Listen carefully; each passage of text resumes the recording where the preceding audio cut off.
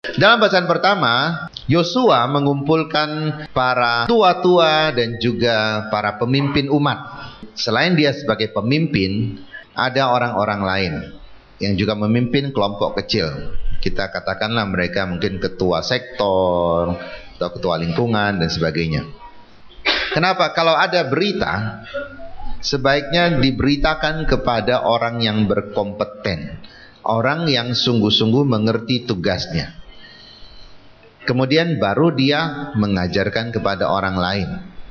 Kadang-kadang ada satu berita tidak disampaikan kepada orang yang berkompeten. Kita asal dengar saja lalu kita memberitakan ke orang lain lalu salah. Mungkin kita tambah-tambah lagi dengan emosi kita sendiri, dengan pendapat kita sendiri, lalu berita itu menjadi salah nantinya. Yosua tidak demikian. Dia kumpulkan orang-orang yang memimpin. Nah, dia katakan, jika kalian menganggap tidak baik beribadat kepada Tuhan, silakan pilihlah Allahmu sendiri. Engkau mau beribadat kepada siapa saja, pilihlah sendiri. Tetapi saya dan keluarga saya, kata Yosua, kami tetap beribadat kepada Allah yang satu dan sama ini, yang membawa kami keluar dari Mesir, yang membawa kami dan melindungi kami sepanjang jalan, yang memberi makan kepada kami, melindungi kami dari musuh. Memang agama adalah hak asasi setiap orang. Jangan kita memaksakan agama. Di gereja Katolik saja, jika ada orang mau dibaptis, pertama dia harus orang yang sadar. Jadi sadar akan apa yang dia buat, berkehendak bebas, bukan karena dipaksa orang atau diancam orang. Dan dia juga harus belajar. 1 tahun belajarnya. Ada banyak orang cari cara instan. Saya kan sibuk bekerja, saya kan sibuk cari uang, saya tidak ada waktu untuk belajar. Kalau gitu saya tidak belajar, boleh tidak? Sebenarnya tidak masalah kalau tidak belajar. Tapi masalahnya adalah pada diri sendiri. Yang belajar saja tidak sungguh-sungguh beragama, apalagi yang tidak belajar. Tapi ada juga loh orang yang tidak belajar, tapi setelah dia dibaptis dia sungguh-sungguh melakukan kewajiban agamanya. Ada juga, meskipun tidak banyak. Itu sebabnya mengapa gereja mengajar supaya orang sungguh-sungguh mengerti apa itu Katolik, bagaimana peraturan-peraturannya, sanggup tidak mentaati. Kalau sudah mengerti dan merasa sanggup mentaati, ambil keputusan dengan bebas. Jangan dipengaruhi orang lain. Jadi bukan keputusan sesaat. Selama setahun berpikir, apakah saya sanggup menjadi orang Katolik? Karena sangat tidak gampang menjadi orang Katolik. Jangan kita melihat agama-agama yang lain yang mungkin membaptis orang dengan cepat sekali, dengan gampang sekali, asal percaya saja dibaptis. Itu urusan mereka, bukan urusan kita. Dan agama adalah pilihan. Beliau suka kumpul-kumpul dengan orang-orang macam-macam agama, ngobrol-ngobrol, dan termasuk orang Katolik juga kumpul-kumpul di situ. Tidak masalah, karena apa yang beliau bicarakan tidak menjurus ke agama. Selalu sesuatu hal yang baik untuk budi pekerti, untuk hidup bersosialisasi. Beliau mengatakan demikian kepada yang hadir. Siapa anak kos ini? Siapa anak kos? Oh, lalu ada yang angkat tangan, anak kos. Oke. Apakah kalian menganggap istri tetangga kalian cantik? Ada yang mengatakan, iya, yang itu cantik, yang itu tidak cantik. Yang mengatakan cantik siapa? Saya mau bertanya, apakah kau sudah melihat jempol kakinya? Cantik tidak? Oh belum. Jadi orang hanya lihat muka, jarang lihat jempol kaki. Siapa yang kurang kerjaan lihat jempol kaki, ya kan? Kemarin saya lihat jempol kaki besar sekali, ya. Ada orang berobat di dokter karena diabetes, jempol kakinya besar. Katanya sebelumnya sebesar gelas aqua. Setelah di ozon, setelah diobati, sudah mengempes, sudah kecil. Mungkin tidak lama lagi dia akan sembuh. Itu karena dia sedang sakit, ya, kita pas lihat jempolnya. Sudahkah kalian melihat bagaimana isi dapurnya, bersih atau kotor? Sudahkah kalian melihat bagaimana dia bersikap terhadap suaminya, terhadap anak-anaknya? Dan sebagian mengatakan sudah, sebagian belum. Apakah kalian suka dengan jempol kakinya? Ya kalau jelek ya tidak suka. Apakah kalian suka dengan caranya memperlakukan suami dan anak-anaknya? Ya kalau dia baik ya kami suka, kalau tidak baik kami tidak suka. Kalian bisa tidak suka kepada apapun juga yang ada pada istri itu, tapi satu hal, suaminya suka sekali. Ya kan? Buktinya mereka hidup bersama dan mereka tidak bercerai. Mereka tetap saling menghormati karena suaminya suka sekali. Dia mau bicara apa? Kita boleh tidak suka kepada agama orang lain, silakan, tapi kita suka kepada agama kita. Maka jika ada orang tidak suka kepada agama kita, menilai macam-macam, menilai kita sesat dan sebagainya, tidak ada urusan, itu dia. Siapa suruh suka? Memang bukan agamamu kok, kenapa harus suka? Tetapi saya suka agama saya. Saya merasa di sini saya menemukan Tuhan. Tapi saya juga tidak mengatakan di sana engkau tidak menemukan Tuhan. Saya merasa bahwa saya bisa mengabdi kepada Tuhan dengan lebih baik di agama saya. Inilah yang dikatakan oleh Yosua hari ini. Kalian boleh mengabdi pada Allah mana saja, tapi saya tetap mengabdi pada Allah saya ini. Kenapa? Karena ada sejarahnya. Karena Yosua pernah mengalami bagaimana mereka susah payah hidup di Mesir, tetapi Tuhan menyelamatkan mereka. Tuhan memperhatikan mereka pada saat penderitaan. Saudara, kalau kita mendengar ajaran-ajaran agama di mana-mana, semua agama mengajarkan hal-hal yang baik sebenarnya. Ada banyak keunggulan. Tetapi apa gunanya keunggulan-keunggulan itu kalau saya tidak mengalami? Kalau saya di Katolik mengalami betapa saya dibantu oleh Tuhan, betapa saya dihibur dan juga dikuatkan, ditegakkan oleh Tuhan dalam penderitaan saya. Inilah agama saya. Jadi yang lain jangan ikut campur. Engkau boleh menilai jempolnya jelek lah, bokongnya terlalu besar lah, hidungnya pesek lah, itu urusanmu. Tapi ini jelek-jelek adalah milikku. Jelek-jelek istriku, jelek-jelek suamiku. Kalau punya istri jelek jangan minder Bapak Ibu. Istri jelek itu aman sebenarnya. Kalau lepas di pasar nggak ada yang mau, kan aman, nggak usah susah payah jaga. Kalau dia terlalu cantik engkau repot, TBC engkau jaga dia. Karena kadang-kadang terlalu cantik suka tebar pesona di mana-mana, mentang-mentang cantik. Lupa kalau orang bisa berubah. Waktu masih muda kembang desa, setelah menikah sekian lama jadi kembang gula. Kenapa? Diabetes. Orang bisa berubah. Tapi jelek-jelek ini adalah milikku, bukan milik orang lain. Jangan menilai milikku. Bapak Ibu, apakah kita bangga dengan apa yang kita percaya? Dan lihat, ada banyak hal yang begitu indah, begitu baik, yang mungkin tidak terpikirkan oleh kita diajar di dalam agama kita. Karena Tuhan menyelami isi hati orang. Dalam bacaan kedua, ini bacaan yang sebagian ayatnya disukai oleh para suami yang egois. Hai istri, tunduklah kepada suamimu seperti tunduk kepada Tuhan. Oh, ini dia. Lalu ada banyak suami menggunakan ayat ini. Tidak benar. Lihat belakangnya apa. Selain istri tunduklah kepada suami, tetapi suami kasihilah istrimu. Saya pikir seorang suami yang sungguh-sungguh mengasihi istrinya tidak akan tega berkata-kata kasar kepadanya, atau tidak akan tega memukulnya, atau tidak akan tega mengucilkannya. Mengapa kita minta kepada pasangan kita supaya mencintai kita, taat kepada kita seperti taat kepada Tuhan, sedangkan kita tidak mengasihi dia seperti Tuhan mengasihi umat manusia? Dan di akhir kalimat bacaan ini sangat penting.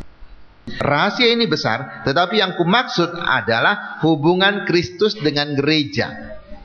Artinya sebagaimana Kristus mau berkorban bagi gereja, menyelamatkannya, maka demikianlah suami dan istri harus saling berkorban dan saling menyelamatkan. Apakah suami yang sudah pernah marah atau istri yang pernah marah dengan kata-kata yang kasar, lalu mereka tidak mencintai? Marah kadang-kadang ini adalah dorongan emosi yang kalau kita sadar sebenarnya tidak baik. Saya membuat satu angket, tadi malam saya kerjakan ini, tadi pagi masih saya lanjutkan juga. Angket ini nanti sesudah misa Anda bisa mendapatkannya di kantor Rumah Khalwat dan di kantor Sabaro. Anda bisa dapatkan, kalau Anda mau Anda bisa memperbanyaknya. Ini adalah daftar sebab-sebab kemarahan. Kenapa saya marah? Jadi ada banyak orang kecewa, marah, benci kepada seseorang. Kenapa marah? Dan tentu saja saya hanya kumpulkan 30 sebab saja. Anda bisa menambahkan sendiri. Nah, saya mau Anda ikut berpartisipasi. Kalau Anda marah dan benci kepada seseorang, entah itu dalam rumah maupun di luar, ambil kertas ini dan Anda lihat ada tidak yang cocok dengan saya. Kalau tidak ada, tolong dituliskan di belakang, dituliskan dengan jelas. Kemudian akan dikumpulkan minggu depan.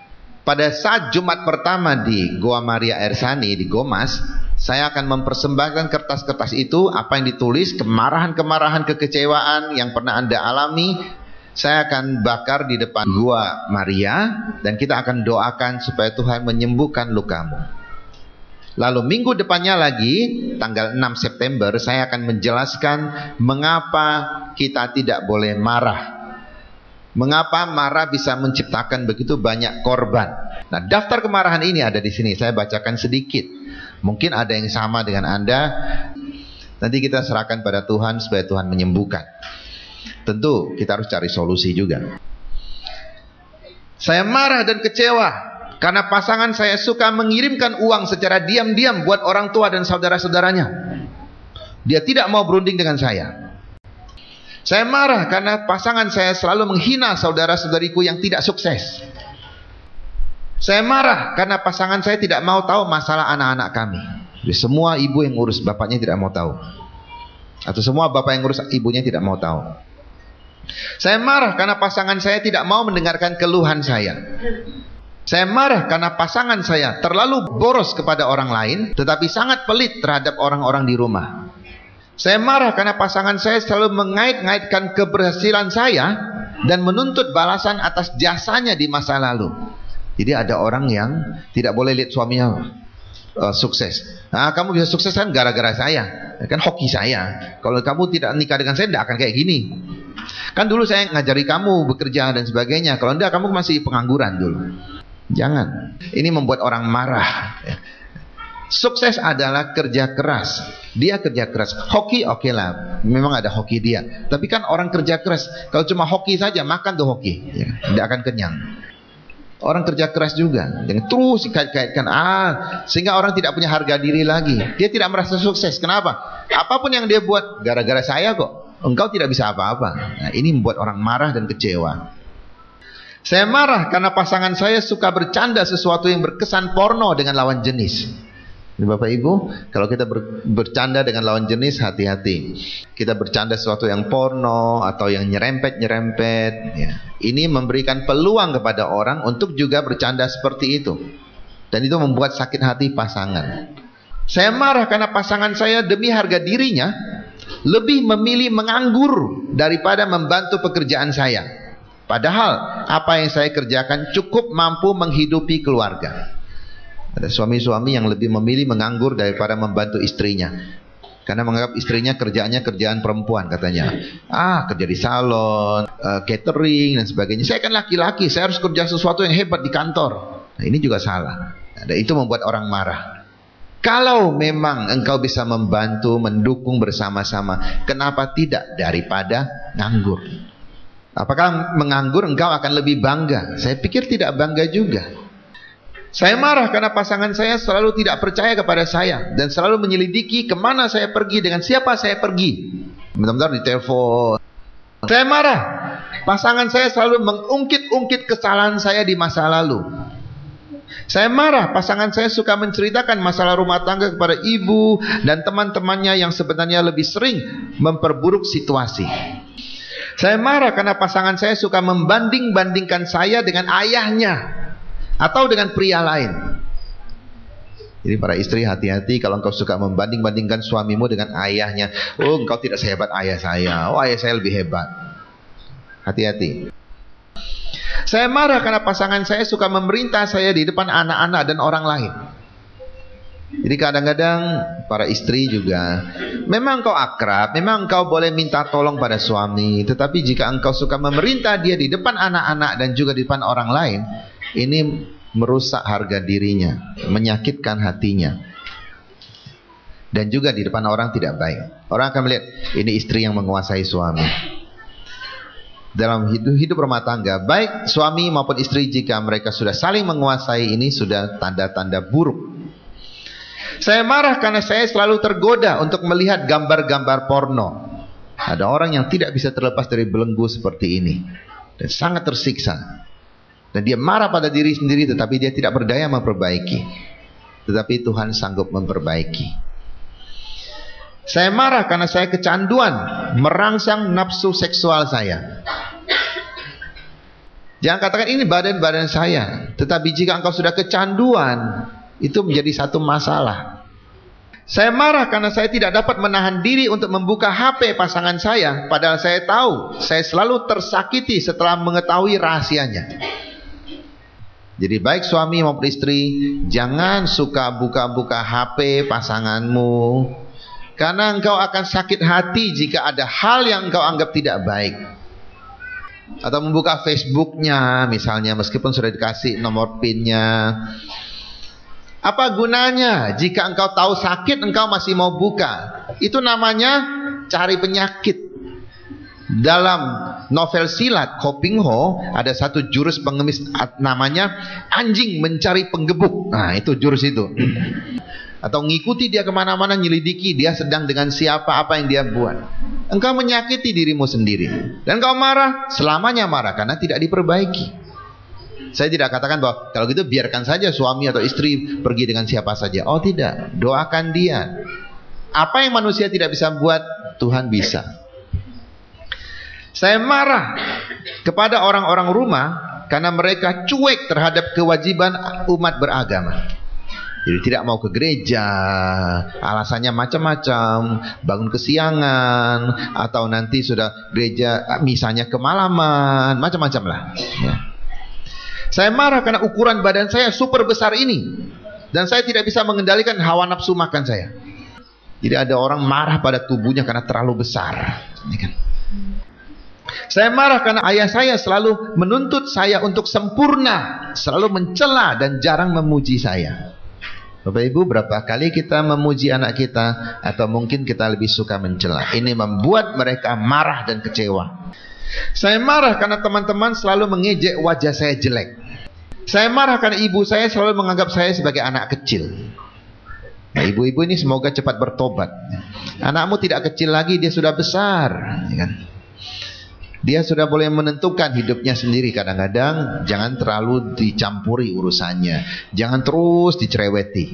Ini bikin orang marah. Saya marah karena adik saya sudah dewasa tetapi tidak mau bekerja. Jadi ada orang sudah dewasa terus main game, tidak mau bekerja. Ini juga masalah. Saya marah karena saya sering berpikir untuk mengakhiri hidup ini. Ada orang yang memang terus sedikit ada masalah, saya mau bunuh diri, saya mau bunuh diri. Satu kali ada orang mau bunuh diri, datang pada saya, Romo saya mau bunuh diri. Oh bagus, saya bilang. Berarti Tuhan tidak repot-repot mencabut nyawamu. Silakan saja lakukan. Ya tentu saja maksud saya bukan supaya dia bunuh diri. Untuk apalah, kalau kita mati tidak ada hal baik yang bisa dihasilkan lagi. Tapi kalau kita masih hidup, meskipun ada kekecewaan, ada penderitaan, toh kita masih bisa berbuat sesuatu untuk orang lain atau untuk diri sendiri. Saya marah karena ibu mertua saya terlalu banyak campur tangan dalam keluarga kami dan menjelek-jelekan kami di luar. Ibu atau bapak mertua yang tidak puas dengan cara hidup anak dan mantunya, lalu menjelek-jelekan mereka di luar. Ini juga, sudahlah itu keluarganya, jangan banyak campur. Mendoakan, memberi nasihat boleh, tetapi sudah menjelekkan ini sudah tidak baik. Saya marah karena anak saya selalu mengancam dan memaksakan kehendaknya. Ada banyak ayah dan ibu yang tidak berdaya dengan anak, karena anaknya memaksa dan mengancam. Saya marah karena anak saya tidak bertanggung jawab dalam melakukan kewajibannya. Saya marah karena atasan saya tidak adil dan melindungi orang-orang yang bersalah. Jadi kita sangat sebel melihat atasan yang sudah tidak menangani orang bersalah, baik-baik lagi dengan mereka, membiarkan kesalahan terus berlanjut dalam perusahaan. Saya marah karena atasan saya selalu masuk kerja terlambat, menuntut orang tepat waktu, dia sendiri terlambat. Saya marah karena orang selalu menodong saya dengan alasan pembangunan gereja. Nah ini kemarahan orang Katolik ya, suka ditodong. Tiap kali ada perlu apa, orang Katolik didatangi. Yang sudah pernah kasih itu yang didatangi terus. Biarkan orang memberi dengan sukarela. Kenapa engkau harus menodong dia? Jangan seperti orang tak beriman. Kalau saya tidak todong maka tidak jadi gedungnya. Dan jangan merasa, aduh saya sungkan karena dia yang nodong saya rohaniwan dan sebagainya. Jangan sungkan itu. Tuhan menyuruh kita bertanggung jawab atas apa yang Tuhan titipkan kepada kita. Ini tentang kemarahan-kemarahan. Anda nanti boleh mengambilnya di kantor. Nanti minggu depan tolong dikembalikan kepada saya. Saya akan mengumpulkannya, lalu membuat satu rangkuman kemarahan apa saja. Lalu minggu akan dibacakan atau saya tempelkan saja. Kalau dibacakan mungkin terlalu lama. Tuh misa Jumat pertama akan didoakan di Gomas.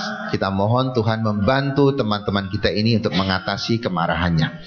Hari ini dalam Injil dikatakan bahwa orang-orang meninggalkan Yesus karena Yesus menyuruh mereka atau memberikan mereka makan tubuh dan darahnya. Dan Yesus bertanya pada murid-muridnya, apakah kalian juga mau meninggalkan saya? Petrus berkata, Tuhan, kepada siapa lagi kami akan pergi? Kami tidak akan kemana-mana lagi, hanya kepadamu saja. Jadi apapun yang kau ajarkan pada kami akan taat. Saat ini Petrus tentu tidak mengerti apa yang dia katakan. Dia tentu tidak mengerti juga makan tubuh dan minum darah itu maksudnya apa. Mungkin dia juga terpengaruh oleh pikiran orang-orang yang tidak setuju itu. Tetapi ada satu ketaatan. Ketaatan ini membawa dia, akhirnya dia mengerti sendiri apa artinya makan tubuh Kristus dan minum darah Kristus. Bapak Ibu, ada banyak hal yang mungkin sekarang kita tidak bisa mengerti karena otak kita ini sangat terbatas.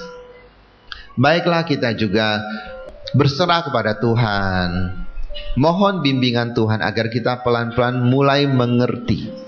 Kadang-kadang kita tidak puas dengan seseorang, kita tidak mengerti mengapa orang ini selalu demikian, kenapa dia selalu menyakiti saya. Mungkin kita tidak mengerti dan tidak usah cari sebabnya apa. Mari kita doakan dia. Semoga ini membantu kita dan saya menunggu jawaban angket Anda. Semoga Tuhan membantu kita untuk hidup semakin bersemangat, semakin teguh di jalan Tuhan, dan semoga kita lebih mencintai lagi Tuhan yang sudah kita pilih sendiri. Semoga hidup kita semakin maju. Amin.